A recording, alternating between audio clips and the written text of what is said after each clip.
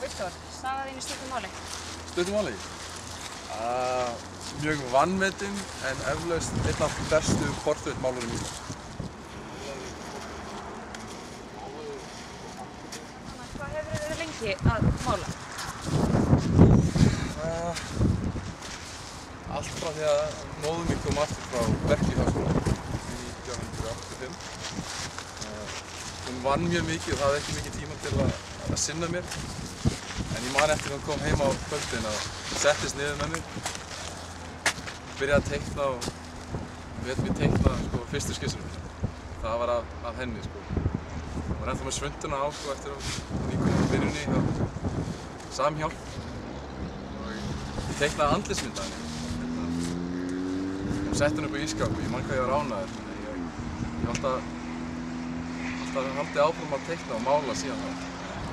Ég raun og veru aldrei verið að sýna neinum nema móður minni. Hún er upp á Satan.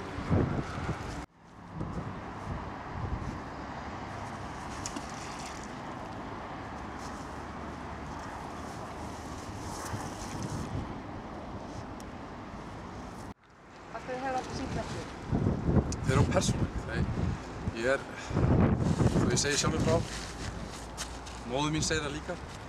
Ég næ að fanga innri mannin í fólki og grípa sál þess. Það væri bara ekki sanngjarnt gagnvart viðfangsefnum þeim sem ég er að mála. Ef ég myndi allt í einu fara bara á Kjarvalsstaði eða eitthvað og sýna mynd kannski af þér sem ég er búinn að mála og fólk labba fram hjá og sér bara þinn innri mann. Það er alltaf persónulegt. Þetta er, já... Svo nánast eins og sálfræðingur myndi bara sýna prófílinn. Akkurat þetta er trúnaðmál.